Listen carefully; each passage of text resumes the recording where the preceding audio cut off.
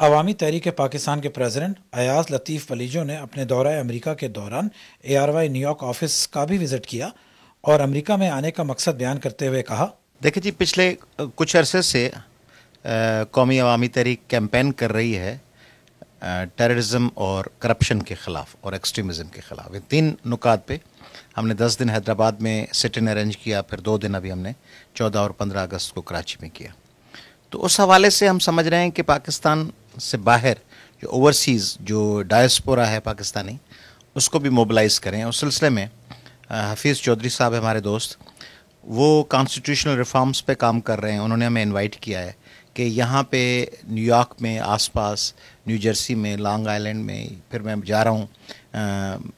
Chicago اور اس کے بعد لوئس ویلے اور ہیوسٹن اور آسٹن اور LA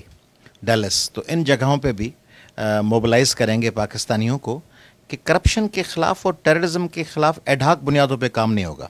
کہ کانسٹیٹیوشنل ریفارمز، سینٹ کو کس طرح ہم پاورفل بنائیں، گورننس کس طرح امپروو کریں، پروونشل آٹونامی کو کس طرح افیکٹو بنائیں کہ پاکستان کے لوگ ایک دوسرے کے ساتھ چلیں، خواتین اور مائنارٹیز کے رائٹس کو کس طرح پروٹیکٹ کریں،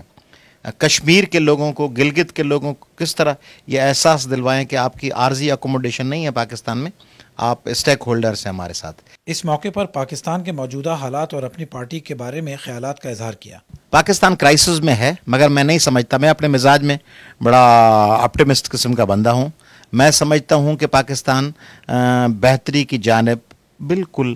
پاؤں میں دے کر آہستہ آہستہ چلنا شروع کیا ہے۔ کوئی لمبی تیز رفتار چھلانگیں نہیں ہیں، مگر یہ جو ماضی میں یہ تھا کہ پاکستان تیزی سے بربادی کی جانب